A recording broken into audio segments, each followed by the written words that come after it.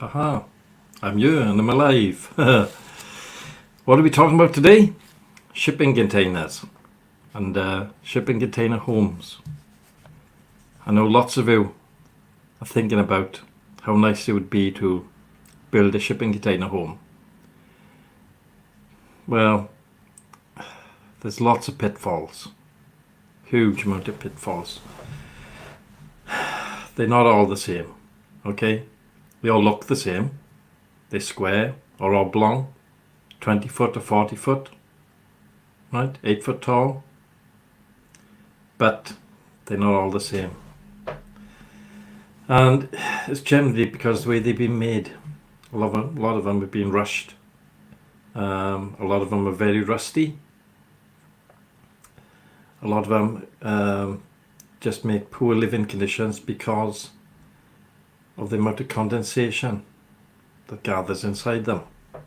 If you don't have the correct ventilation, you can become extremely hot if you start building using a shipping container, because they're traps for heat. That's why if you have a look on the one behind me, that there's a roof, right, to take the heat off. But the other two parts then haven't got any roofs and they would become extremely hot in there. Unless you've got some fans, or unless you live in a climate where there's a lot of breeze coming through, then you're going to be extremely hot. There's no two ways about getting around it. Now I sell a pack, right? It's £11.99 on how to build or how to convert a steel container into a house. Now it goes through it quite thoroughly. It tells you where to get the best shipping containers. Most of them are made in China, right? And most of them have been at sea at some point, because they're usually full of goods going from one country to another. So they will have been at sea, but they've been repainted usually. Why are we making container homes? Because they're cheap. Hello, Din. They're cheap to convert. You know, you could have two container homes next door to each other, two containers. You'd cut the holes out and you convert it, and you're talking £11,000 to do it. You can make a really nice house for 11 grand. Containers are about £1,000 each. Then you've got to do all the services depending how nice you want it, you know.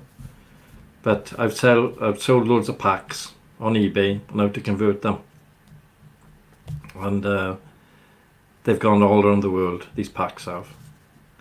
But there's somebody now selling the same information. I think they bought my information and they're selling it. But they put in a book form, but they want $49 for it, for that book, which is scandalous, you know. If you go on Google for a day, you can pick up most of the information, right? But it's dotted around here, there and everywhere. Took me ages to find it. Absolutely ages. But once you do find it and log it all down, and then you've got to look at the rules and regulations for your country then. And all councils, local area councils, are all different. Some allow planning permission and some don't.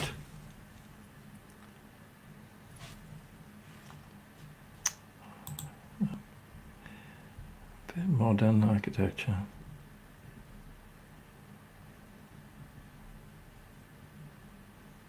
Yeah, I mean, we've got architecture here. Absolutely fantastic. There's a house called Magan Castle, if you look online, Magan Castle, and it's about half a mile from here, and it's full of architecture. We've got castles everywhere around here. There's one in Swansea. There's Magham Abbey, which is down the road, built in 1147. There's history is everywhere where I'm living, in Magham. I'm going to go far and you'll find some history. But container homes are more for a necessity rather than trying to make them look pretty. People are running out of houses, basically. Affordable houses in the UK is a joke. They've all gone. They're, the average house, 2-bedroom house in the UK is about £100,000, right? That's a small house. And then they go up then to a 3-bedroom will be £140,000. If you convert that over to dollars, you can see it's quite expensive. Then if you want a bit of land and a garage, you're on 200,000. It's really expensive, yeah. But you can buy a bit of land for 10,000, and you can have 2 of these units, and you can get it all together for another, say, 11,000. So 21,000. You've got a house and your own bit of land. The economics of building your own house that way is brilliant. If you start with bricks, then you've got to have foundations and all the rest of it. I mean, you've got to have foundations with these. If you have a look at these ones, they're on pillars, concrete. You know, they're down about 3 foot and they come up about 3 foot.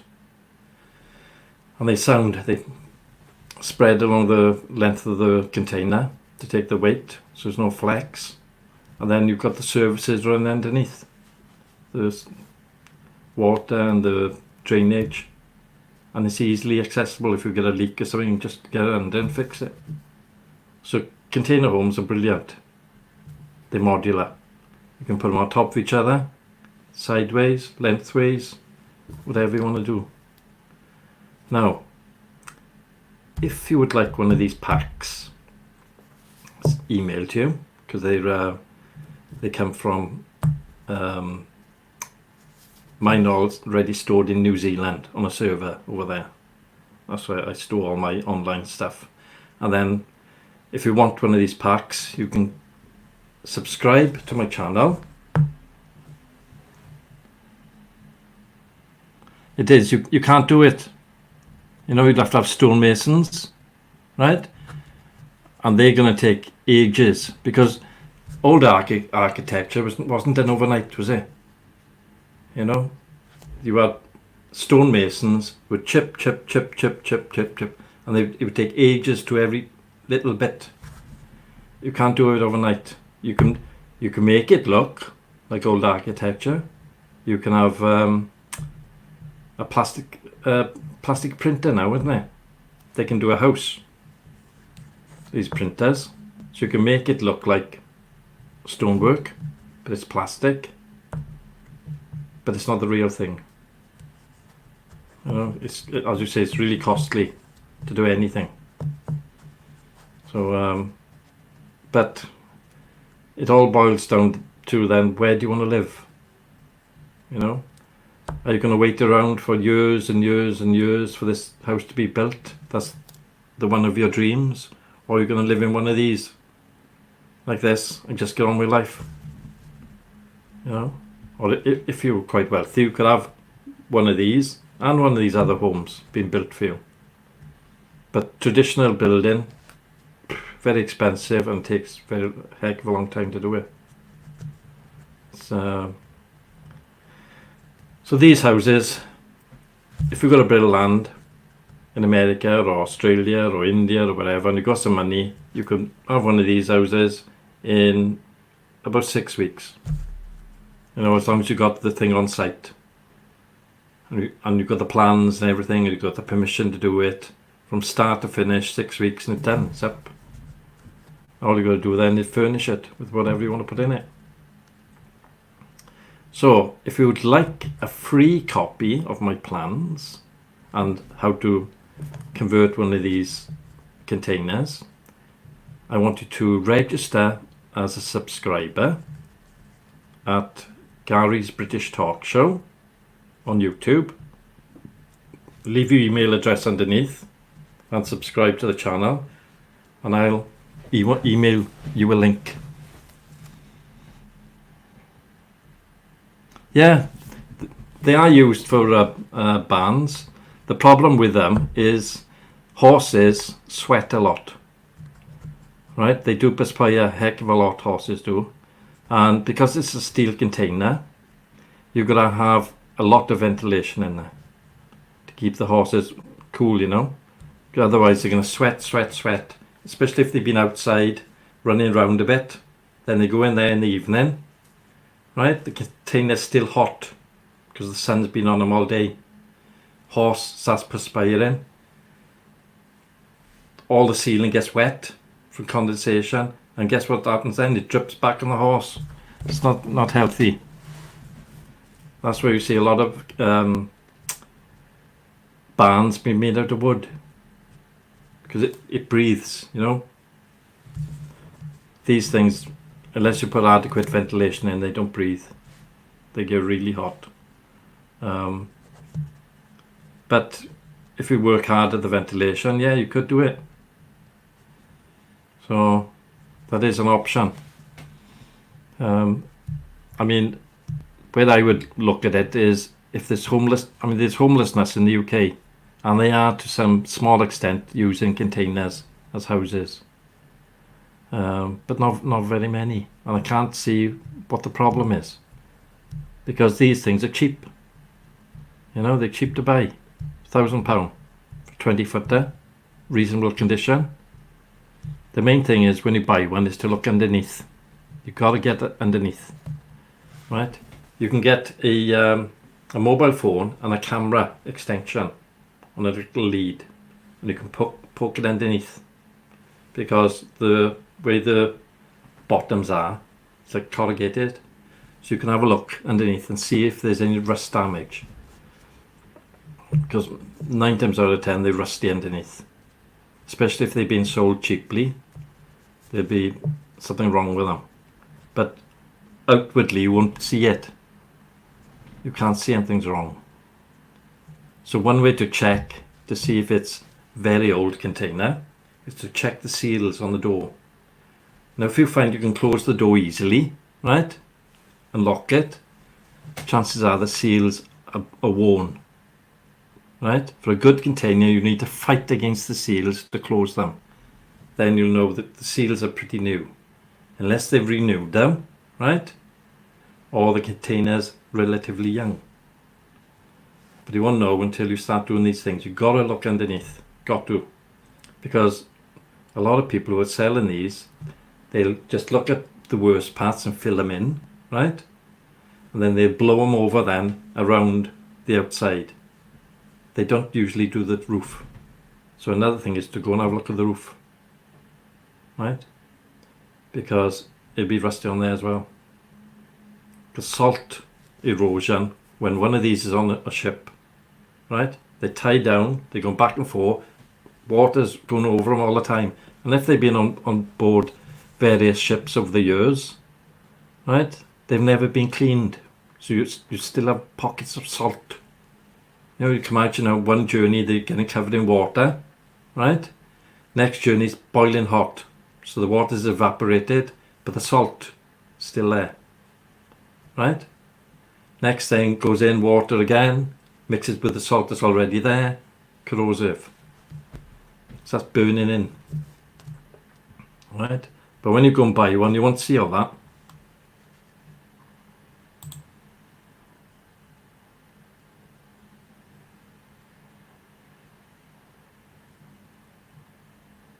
Yeah, that's all you need is land. That's all you need is land. Main thing is before you get the land, get the permission first, right? Because you might have objections from other people in the area who'll say, you know, I don't want that.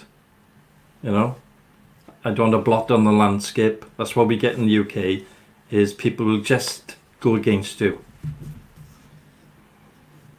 Yeah, land is, it can be expensive, but if you look around, right? I know for a bit of land it's 70 metres long by 25 metres wide, and it's £12,000. It's cheap, you know, and it's backing onto a mountain. So it's an ideal place, but you wouldn't get permission to build a house there. You could put containers there, and you could use them as offices, or for doing some hobby work or something like that. You could do that, but residential, I don't think you'd get it, right? But you may get it. You don't know until you start poking your nose into the councils and asking them, and then getting friendly with them. You know, I mean, what you could do is, like in Great Britain and many other parts of the world, I should imagine it works the same way, is that you become friendly with the local council, right? You go to their meetings, you become friendly. You've got to think a year or two in advance. You get friendly with all the local councillors, the people that are in charge. Now then, when you want to buy some land and put your cabins there, you've already got the friends in the council, right? I know you shouldn't really do it this way, but you know, needs must on some occasions. So then the objections are cut down, because people are going to object. They're going to go to the local council or the local ombudsman, whatever, you know, however it works in your country. But if you've already been there and they're all friends with you and you've discussed that you may want to do it, you think there isn't going to be any objections, you could probably work it around your way. Okay? But you know, you've got to be careful. You can't make it look awful. If somebody's house is by there and somebody's house is by there and they're looking down on that and you've painted it bright pink, they're not going to be too happy. You know, you've got to blend in and be respectful, and then you can all live together. That's the whole idea. That's the way the world should be working. So if you want one of these packs, go over to my YouTube channel, Gary's British Talk Show. Subscribe, leave your email address, okay, and then I'll send you a link and you can download one of these packs from the thing. Normally cost $11. I've sold hundreds of them, and there's some software in there. It's a trial software, but it's good enough. You can put container shapes together to see how they look, and you can print it out, so it gives you an idea of what it looked like when you start building them. It's not going to cost you a penny, right? I know we're all in tough times now at the moment. It's hard to get any containers. They're all made in China, or most of them made in China. But China's in a really bad predicament at the moment. We don't know what's going to go on, you know, with everything. But if you've got a container port near you, then you may be able to sort something out, a container there. You know? But you've got to inspect it.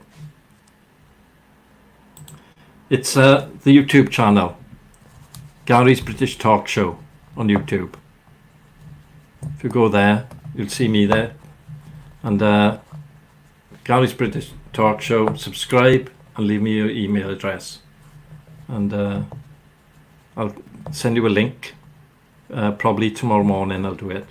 But I'll send you a link and you can download the package for free, and you can have my blessing on it. So it's just something to help everybody, you know, because life is hard enough. The troubles you're going to have when you build one of these things, they can be a pain, you know. So the more information you get, the better, and if you haven't got to pay for it, even better again. So I'm just building up the channel. I haven't got many subscribers, 256. I'm trying to get up to 1,000 if I can. If I can't, well, I've got to struggle. But everybody got to struggle, haven't they? So, but if you can help me by getting up to 1,000 subscribers, then I can help you by giving you one of these packs. And it's got loads of useful information, like how to site the cabins, you know. Because they need to be put on firm ground, and there's a way to do it, and it's all in the pack, right? And all I want is a subscribe, and if you want to hear more from me, just tick the bell, you know, the notification bell on YouTube. Gary's British Talk Show. I don't know if I got a banner on here to show where it is. No, I haven't.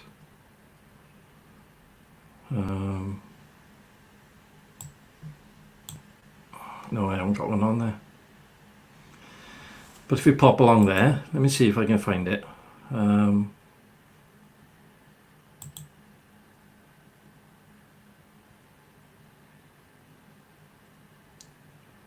Just look in a minute.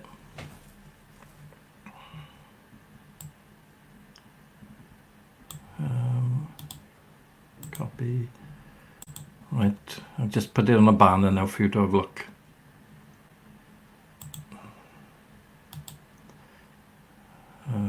Paste. So there we are. If you go to YouTube, type in youtube.com/Gary's British Talk Show. You'll come to my page, and then subscribe, leave an email address, then I'll send you a pack out free. Excuse me, drinking coffee. I'm up early. I'm up at 6 o'clock in the morning to do a show. I do a chat show in the morning and British news, and I'm up about 6 a.m. and the show starts about 8, and that's on Google. It's on YouTube and Facebook. You'll see some of the recordings on YouTube if we pop along there. So I do a show. I also do a quiz Monday, Wednesday and Friday at 9 o'clock UTC.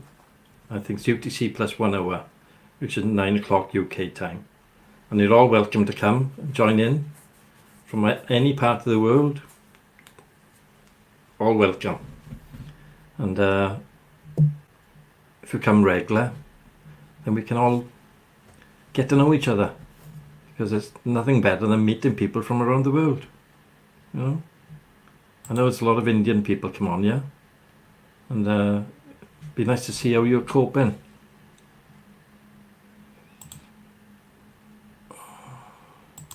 Yeah, I mean, you can design it any way you want to. What you will need is a good welder, somebody you can weld, right? Because they got to be strong, got to be reinforced. Wherever you cut them, the steel is very flimsy afterwards, right? Because they're only so strong because they are welded, right? As soon as you take the integrity out of the steel by cutting a hole, they're very floppy. So then you could have a welder in then to reinstate the metalwork. That's the only problem with these things. They're absolutely really strong as they are. But as soon as you start cutting little holes here and there to put windows and doors in, they start going floppy. So you could have a good welder to put struts in and weld different parts in, basically. And, you'll find that once you start doing them, like I've done a few of them. I done one up the valleys, up in near a place called Brecon, and it was partially covered with earth and grass to blend into the countryside, because the person didn't have planning permission. So I don't really say much about it, other than it's like subterranean, if I can say that. It's into the side of a mountain, and all you can see, if you look closely, is there's bushes and trees, and there's a double glazed green door. But if you're walking past, you wouldn't see it.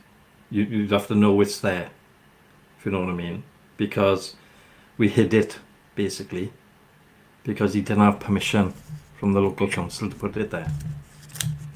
So just hope there's the local council and watching. They never find it. It's so well, it's like the Bat Cave, you know. You drive past there, you wouldn't see it, because there's trees and stuff around it. But then when you walk inside, the first part of it is, I think you got tools and there's a bit of a shed, and there's a false door then in the back of that, and there's a living space inside there. But the first part of it just looks like a shed. So if anybody broke in, they'd only see a shed, and there's a couple of tools there. They don't actually know that behind the lawnmower there's a panel, and you give it a push and you're inside the rest of it. You know, and there's a kitchen, there's a bathroom in there, there's a double bed and a sitting area. It's quite big. And it's nice and cool in the winter, nice and cool in the summer. It's just a nice temperature, you know. It's not freezing. and it's not boiling in the summer, because these things, if they're out in the sun, you're going to roast. Honest to God. You put one of these, or if you can find one in the direct sunlight, go inside it. Guarantee you won't stay in there long. Boiling. Because they get the sun from 3 sides. Well, 4 sides, the back as well. Right? And possibly the front. They're absolutely red hot. That's why this one up here has got a roof. Right? To take the heat off the central part. Which has got mainly all glass, look. If you didn't have that roof, this glass would reflect all the heat into the other 2 parts of the container. You wouldn't be able to live in it. It's roasting. Right? So there we are, there's a bit of free information over there. Plus, if you subscribe to my channel, Gary's British Talk Show, leave me your email address and I'll send you a pack out.